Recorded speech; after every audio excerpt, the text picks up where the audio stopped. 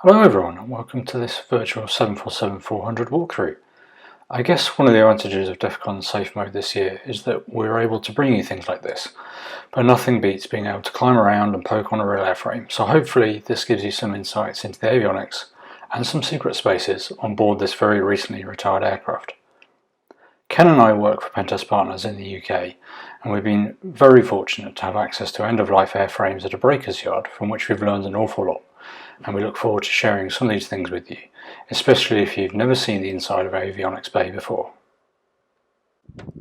So here we are walking up the stairs to door B2, which is the second from the front on the starboard side, and gives us a nice view back over the wing.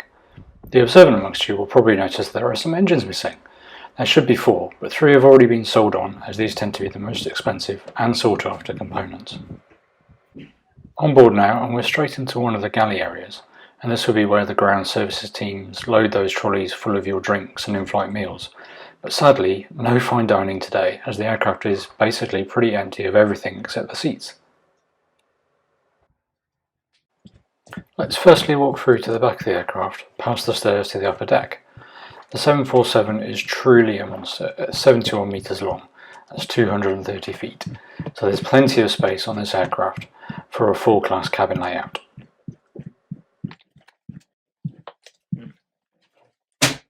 Down here, right at the back, is the first of our secret areas, which is in fact the crew rest area. One of 2, this is primarily for the cabin crew. Through this door at the back are some vaguely comfy seats, and then a small spiral stair leading up to the crew bunk area. Back up to the pointy end now, and first class, and towards the back of this section is perhaps the lesser known 4-access hatch down into the electrical engineering or avionics bay. You won't find this kind of access on smaller aircraft though. You can just see the outside hatch is open as well, down below at the bottom of this ladder. Let's climb down into the avionics bay then.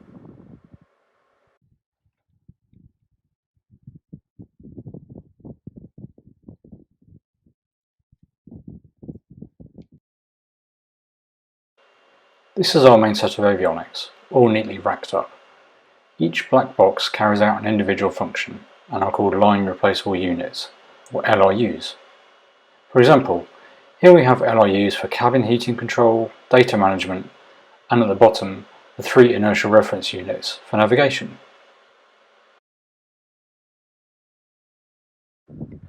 Looking at the same rack from the other side, now we can see big bundles of cabling running from the back of the racks to other areas, mostly to the cockpit, which is now 2 decks above us.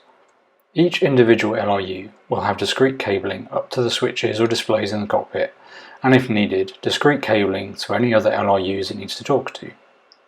Most of the cables carry data in the ARINC 429 protocol on this aircraft, and this needs a pair for both transmit and receive.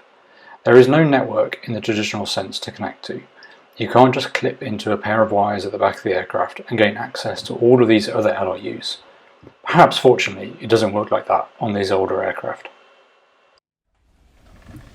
One other little secret is that behind the LRU rack are doors leading to the forward cargo bay.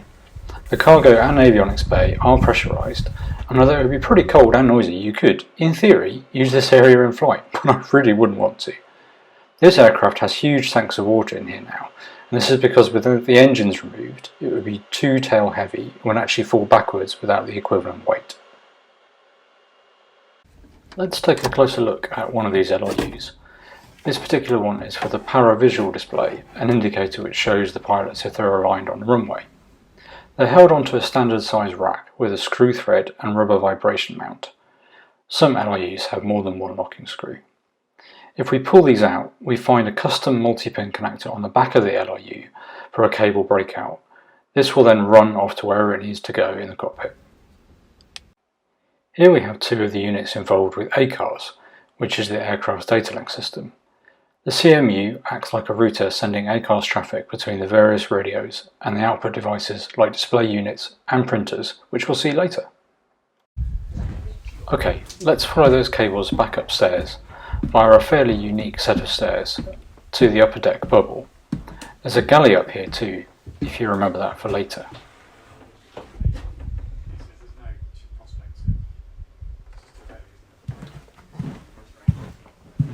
Right at the front, we find the cockpit, behind the armoured doors.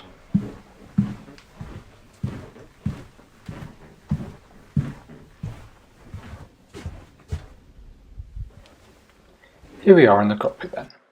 On the left is the captain's seat, and to the right is the first officer's.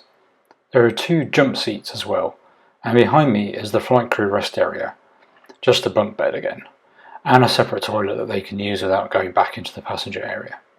On long flights there will be 3 pilots, or more, which they rotate through, so someone is always getting some rest. The Dash 400 was the first 747 with a glass cockpit, in that the flight instruments are screens rather than what are termed steam-driven dials and gauges. It would have been a flight engineer too, but their role is now computerized for the most part. Each pilot has their own control column or yoke, which is directly connected to the control surfaces by wires, pulleys and gears on a Boeing. The center console is mostly taken up with the multifunction control and display units, throttles and controls for the radios. They also have a primary flight display right ahead of them and a navigational display. Both are independent.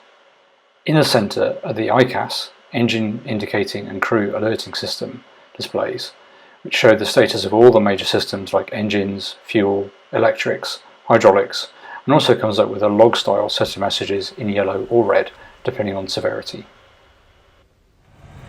So let's power up. We have a single ground power unit available. We should have 2 really for a 747, so we need to be a bit careful on power use. By pressing the overhead button to tie in ground power 1, most things come alive. You'll notice there's definitely no key. After a few minutes, the primary flight display, showing the artificial horizon and flight director bars, and the navigational display come up. Here I'm sat in the first officer's seat on the right, so the primary flight display is on the right and the navigational display on the left.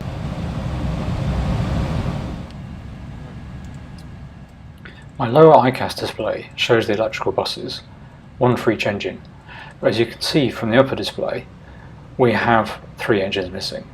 The aircraft will think there's a fire, as the detection loops aren't connected, but obviously we're not really on fire. I can also use my MCDU to access the ACAR system that we saw downstairs in the avionics bay. There are lots of things I can do through ACARs, but that's the topic for another of my talks. Also in the cockpit are some other interesting bits of avionics, like this navigation database loader that still uses 3.5-inch floppy disks. This database has to be updated every 28 days, so you can see how much of a chore this must be for an engineer to visit each month. There is also a quick access recorder, which is used for gathering lots of data about the aircraft's health. At the end of each flight, or near enough, an engineer will remove the PC card, although this one actually has a CF to PC card converter, and download the data, which helps with predictive maintenance or detecting if there's been a heavy landing or tail strike, for example.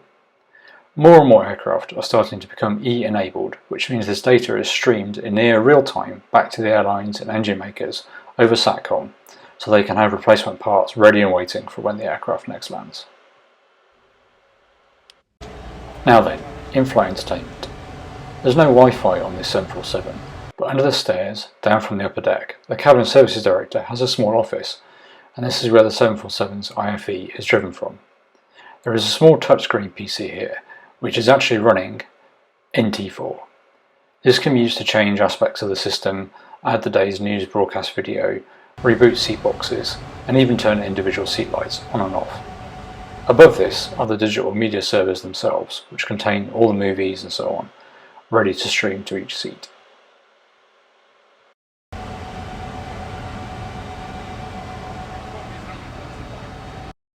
There's also the boarding music and safety announcement controller, which just plays off digital audio tape.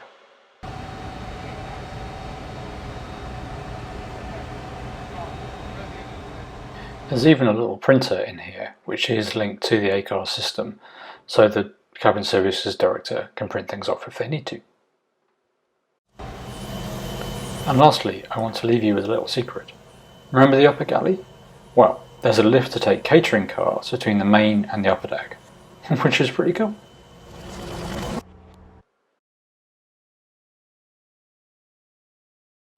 Alex, thank you for the tour of the 747. Absolutely fascinating. Now why didn't you do this interview in the 7.4 itself? Well, yeah, we really should have done, but it was a bit, kind of confined in there, and in the current COVID environment, doing it with masks and things would have been a bit weird. So yeah, we've come back to do it in the sim. So it's our simulator rather than the cockpit of the 747. Sadly, that's fine. Great. Yeah. Safety first, right? Quite right too. Now, one of the things that I think is a bit of a game changer is the fact that so many airframes are being retired right now. What difference does that make for us as researchers? Aircraft themselves are really expensive beasts, and even if you had all the will in the world, airlines and airframe manufacturers won't just let you go and pen test an aircraft because you don't really know what state you're going to leave it in. It's not like an office network where you can go and reinstall and clean things up. Recertifying avionics and whole airframes is ludicrously expensive, and even if you were able to have some assurance that you've cleaned up the mess the pen tester has left. So being able to sort of do more adversarial testing of an aircraft in a flying state is not something that we really get to be able to do. So it's not a silver lining, I have to say, but one of the results of the COVID crisis and is that airlines are bringing forward a lot of their scrapping programs, particularly of these larger types like the 747 and the 380s. And as a result, they're going to salvage yards. They're not really going to fly again in their current state. No one really wants 747s anymore. So yes, the avionics may get a second lease of life, but the actual aircraft themselves are unlikely to be able to fly again. And that gives us a really good opportunity to go and have a poke around. Yeah, so in the past we've looked at airframes. I think probably the oldest one we got to have a play with was a 10-year-old A320 or so. But even then, it doesn't really represent what's coming off the production line right now, does it? So, no. Last year for DEF CON for the Village, we went and bought some LRUs, but even those were upwards of 20 years old. So, do you think it's the game changer, the fact that we're seeing some slightly more recent kit being scrapped or decommissioned? Yeah, for sure. I mean, the 7.4 that we just did the video to around was 23 years old, but remember that the design life cycle of these things is 30 years. There's a decade or more of design work that goes into an aircraft before it even goes into production, and then 20 odd years of service. So what people are designing today will still be in service in 30 years' time. And it's really difficult to anticipate all of sort of future security needs and requirements. So, what we've seen today is obviously not state of the art, and there are differences between a 747 that we looked at and more modern aircraft like the 380 that are flying today. Big differences in the way that their avionics are set up and how the networking is done on board. Yeah, so it's important to remember that particular plane was still flying, just over two and a half months ago? And I think I actually flew in that very plane as a passenger last year. So it is representative. It's just the scrappage programs are being accelerated. And I also went through the avionics bay, actually dating the install dates from many of the components. And there's a lot of kit in there that is only 5 to 10 years old in some cases. So it's not all 23 years out of date. No, and a lot of it is reused. So the ground proximity warning system, for example, those LRUs are pretty much interchangeable between any aircraft. I mean, I've seen the same exact LRU make and model on the 7.4 as I did an Airbus A320, and they go for $20,000. I mean, it's like a tiny little box, and it's $20,000. So it shows you, yes, stuff is coming off, things that have been scrapped, but it is still current and flying, and it is megabucks if you want to go poke at them. So obviously 49 carries a lot of heavy wiring as a result of it. Now, and I know that the 777 used an inductively coupled bus called ARINC 629, but that was really only used in the 777 itself. More recently, we've seen a move towards AFDX or ARINC 664. How does that change the risk profile of the plane to you? So 664, and aviation loves its acronyms and numbers and stuff. But 664 is basically based on Ethernet. It is Ethernet with some extra quality of service layers on top to make sure that flight critical things can always talk to each other. So there is basically a fiber network around more recent aircraft like the 777X, the 787, and the A380. So there is a fiber network, and everything plugs into that fiber network.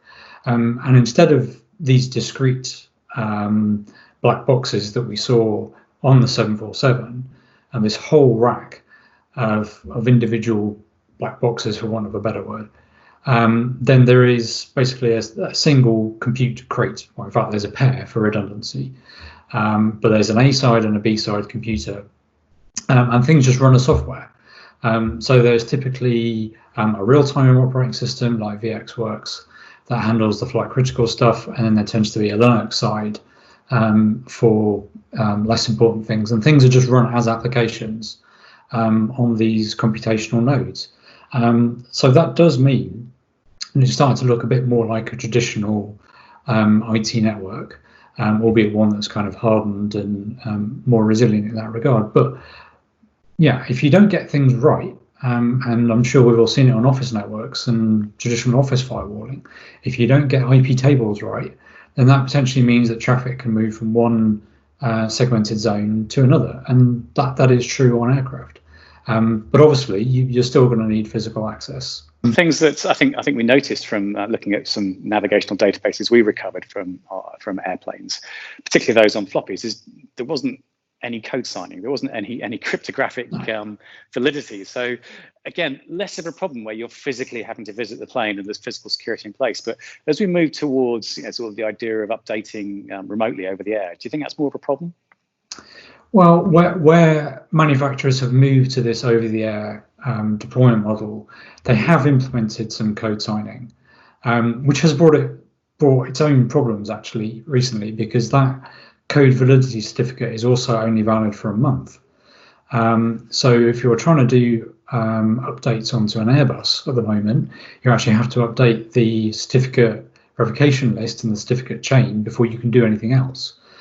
So they have thought about this as they've started to make these E-enabled aircraft, for example.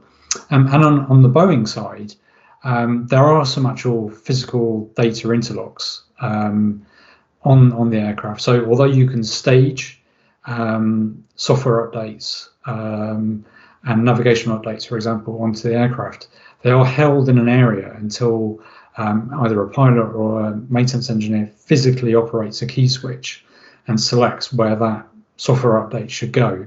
And there are other physical interlocks. So the aircraft actually has to have its weight on wheels switch closed as well. So the aircraft has to be on the ground, it can't be flying, and someone has to physically operate a mechanical switch in order to update that particular part. So there are some safeguards, but yeah, you're right. There are still a great reliance on CRCs and that kind of thing floating around in the aviation industry. And if you speak to people, that there does seem to be a bit of a misunderstanding between integrity in that there is some sort of CRC magic number type thing to make sure the message or update hasn't been garbled in transmission, versus actual message signing, so that you know that software update or message has actually come from the person that says it's come from. There's a lot of connectivity being established on planes, and a particular technology I'm quite interested in is GateLink, which is used to upload and download, for example, passenger and manifest information, but also things like movies and stuff. So someone physically doesn't have to put a CD or floppy, crikey, into the IFE. What other things are we seeing connected to planes on the ground? Primarily, it's the health and maintenance data of the aircraft. So there's this big drive from the part of the manufacturers to have literally cloud offerings, so that you as an operator can see the status of your aircraft in real time. I mean, some of it is really cool in that they can even see how long it takes an individual valve to open or close. That if this particular valve is now taking a fraction of a second longer to open or close than it was, then maybe we need to arrange maintenance to come out and change that valve before it becomes a problem, and the aircraft requires more maintenance and more downtime. And remember that every time the aircraft is sitting on the tarmac, it's losing money for the airline. So to keep our fares down, we want to maximise how often these things are flying, but in a safe way. That picks up an interesting piece from a couple of years ago. A security researcher claimed to have accessed the thrust management computer from the in-flight entertainment system. What's your view on that? Do you think that was a real issue, or do you think perhaps the media got a bit excited about it? I think it was thoroughly investigated by everyone, and knowing the airframe manufacturers, they do genuinely take reports of this nature pretty seriously. Most of them have avionics labs where they have everything in pieces on the bench, and they often have a dedicated cyber security team that can take reports of this nature and actually go and replay them on the bench and even on real airframes if they want to. So I know it was thoroughly investigated and kind of debunked at the time. I think it was perhaps a media jumping on the story rather than the individual in that particular case. But as we briefly spoke about earlier, then there is ARINC 49 flying around between the flight management system and the in-flight entertainment for telling you where you are. That's just part of how it works. But that is a one-way system, and we have found that in our research. I obviously can't speak as to the exact operator and aircraft involved in that previous instance, but where we've gone deliberately looking, we've not found at this point any two-way communication between passenger domain systems like the IFE and the control domain. And there is actually this sort of DMZ almost of the information services domain that sits between the two. So to jump between essentially two layers of segregation will be tricky, in my opinion. Yeah, from everything I think we've looked at, it doesn't substantiate some of the claims that we've seen. Certainly, we haven't found a way to compromise aircraft control from the IFE. It strikes me that sometimes we're looking in the wrong place. Everyone gets very excited about airplanes because they're new and unusual technologies, and it's great for us inquisitive researchers. But frankly, probably the most likely area to cause disruption is going to be the ground systems. So if a plane can't dispatch because the ground systems are down or the maintenance systems are down, it doesn't go anywhere. So I often think that planes get really interesting and lots of fun, and I think it's great that we can help assure their security. But really, you need to watch out for those ground systems, right? Yeah, definitely. I mean, it just reminds me of flying out to DEF CON almost a year ago, and the particular airline that pretty much all of us were traveling with to Vegas had a massive outage of its passenger information system. So none of the check-in crew at the airports could scan your boarding pass and get you onto the aircraft. They were having to do it like literally pen and paper, all by hand. Thousands of people at this one airport. The queues are out of the terminal around the car park. And this was global. That's a huge amount of disruption and cost. And they did a really stellar job of getting us onto the aircraft in time, pretty much. But you can see just how little things like this can have a real snowball effect. So certainly before the lockdown, I used to fly pretty much every single week. And I don't know about you, Alex, I feel very comfortable with flying, being a passenger, even fully in the knowledge of how aviation systems work. I'm very confident in their security. How do you feel about it? Yeah, I mean, I think it's really important that we're not here to scaremonger. Like any industry, there are areas of improvement, and I'm pretty sure they would be the first to admit that. But do any of these deficiencies mean that it's unsafe for people to fly? No. I'm a pilot. I want to carry on flying for work. I have friends and family flying around, so I don't wish them any harm either. So no, I don't think there are any risks. Great. On that note, Alex, thank you very much. Cheers, Ken. So thanks for watching. I hope it was useful to you. If you have any comments or questions, let us know.